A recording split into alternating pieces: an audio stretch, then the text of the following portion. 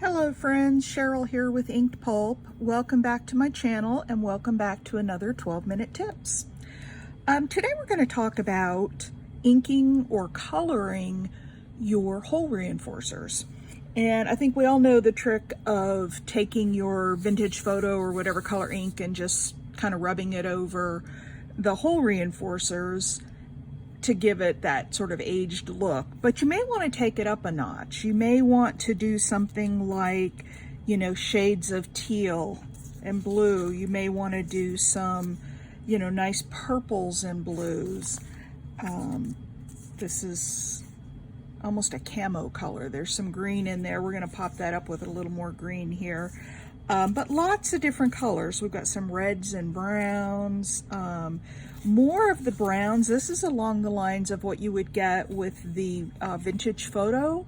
However, I've added some other shades of brown in there.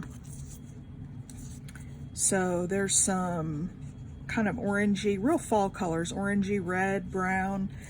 So anyway, we're gonna figure out today how we can color our hole reinforcers. And what I'm going to use today are alcohol inks, and these are the alcohol inks made by Ranger. I pretty much use these exclusively because I have so many colors and they last forever. I've had them for years. I also have some from Pinata. I have a small set from Pinata. These are a lot more pigmented. And what I typically do with these is put them in a little squeeze bottle with a little bit of alcohol to dilute them because they're so strong on their own. If you were doing a huge project and you could really spread that ink out, that would be one thing. But for what we're working on, we would want it diluted a little bit. So let me show you how this works. I'm gonna get some paper out here to cover my workspace and a blank sheet of hole reinforcers.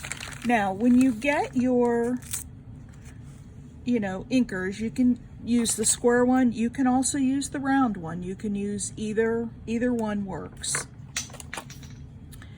And you want to put one of these little felt pads that comes with it. This is what we're going to use to spread it.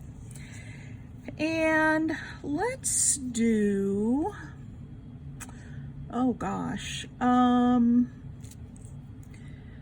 let's do some blue, and I'm just going to squeeze a little bit into my felt. I'm going to do some blue and some purple twilight. And I try to always do 3 colors just because I think 3 colors gives you a good blend. We could just go with this one, but I'm going to put some wild plum in there too. Okay, so I've got a little bit of ink on my thing here, and then I have a small bottle of alcohol. Now you can buy the blending solution from Ranger. I just use rubbing alcohol. I had the blending solution, I ran out of it, and I had rubbing alcohol on hand. So you don't want too much because it will dilute it down to nothing, but you can kind of see what it looks like there. The colors are a little bit muted. There's ink down in that felt. And then we're just going to start stamping on our hole reinforcers. Now you see those are coming out mostly purple. I'm not getting a lot of the blue, so if I want more blue, I can add a little more blue to my ink pad and go back in. Now, you can also leave a few white spots if you like that look, or you can cover them completely, depending on what you like. And there you go, simple as that. And they all look a little bit different. You see this one right here has a little bit of white, this one. Some of these have a little bit of white on them. Some are real dark where they had a lot of ink. This one up here is lighter. We have some with more blue. They just come out all different colors, but I think those are so pretty. So, and they'll dry very quickly. When they dry, and you'll notice this on the other ones, the colors are a little bit muted. They're not a real vibrant, which goes well with our kind of vintagey journals. So they'll dry a bit muted. So there's one. Let's do another one. And this time, let's use some brown tones. And I'm gonna do a caramel.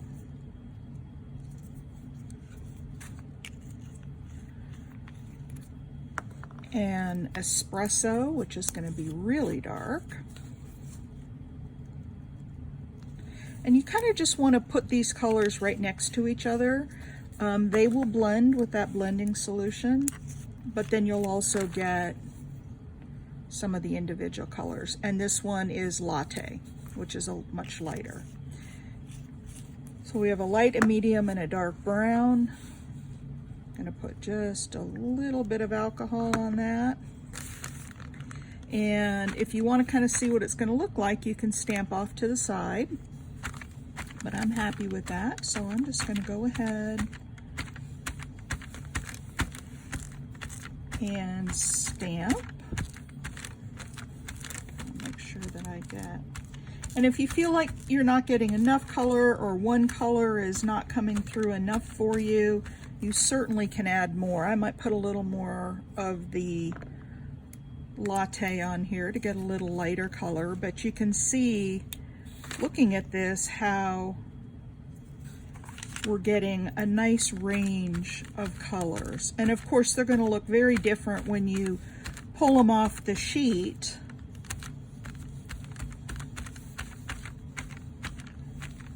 And use them in your journals. Okay, so there we go. I'm happy with that. I've got one that's got a couple that have some white in them. You can see right here, I've got some white, a little bit here, a little bit here, but we're going to do some more to these. So, but you can see how they're not just one color brown, like not just the vintage photo brown. And if you wanted to come back over that and add a brighter color or like a green to it, you certainly could do that. In fact, I've got one here that I had worked on. And now that it's all dry, very similar in color, this one's got the espresso in it, but this one actually had some green in it. And I'm going to use the same stamper because it's pretty much the same colors. Whoops, I am so sorry. Let's see, what green did I want to use? I think I was using oregano, but I'm going to go back in with pesto because it's a little bit darker. I wanted these to be green and brown. So, and I'm not going to put more blending solution on this pad. I already have some. And I don't want to dilute that green. I want to have it show up a little bit on some of these. So I'm just going to go in and add some green to get more of a green and brown look. So there you see, I have more, greens and browns. So you can add colors after it's all done. If you're not happy with the way it looks. I think most of these I'm pretty happy with. So here are the ones we just did. See, we did a purple, we did a brown. Let's do one more with, let's do a brighter one. And this time we will use orange and yellow. Pad here. And the orange I have is that piñata that I have kind of watered it down some, so I'm going to put a decent amount on there. And then for the yellow, I have sunshine yellow. So we'll use that. We'll use sunshine yellow. And I'm going to try just 2 colors, and I do want them to blend a little, so I'm going to put just a little bit of the blending solution. And let's see what we get. It's very wet at first, and that orange is very, very pale.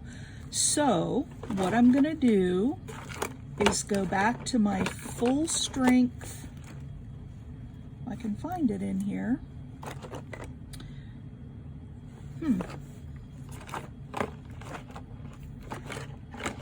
Bear with me 1 second. There's the yellow. Where's that? I'm not seeing my full strength orange in here.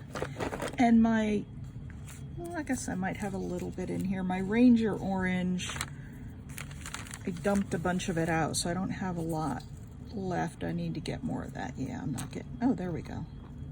There's a little bit. Okay.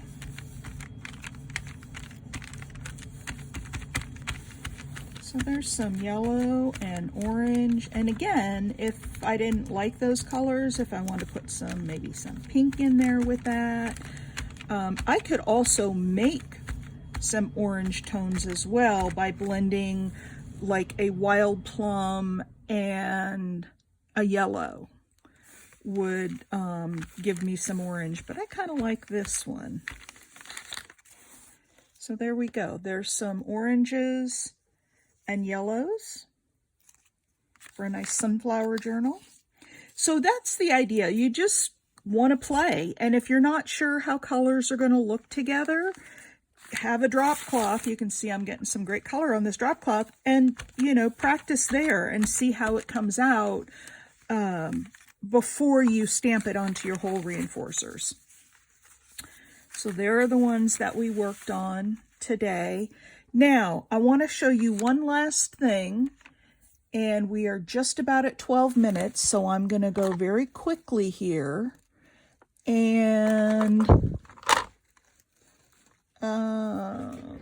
there it is. The last thing that I do with these is I stamp over them, because that just lends some additional texture and interest. So I'm going to get I have a big script stamp here, and I'm just going to stamp over those. And you see now when I put them on, they're going to have the scripty stamp. So you can use whatever stamps. I've got all sorts of different patterns. You can use whatever you like and add some additional texture. So I'm at 12 minutes and 42 seconds, so we are out of time. But I just want to show you this quick technique on coloring your hole reinforcers and then adding some stamping to them. Hope you enjoyed this 12-minute tip, and I hope you join me for the next one. Thanks. Talk to you later. Bye.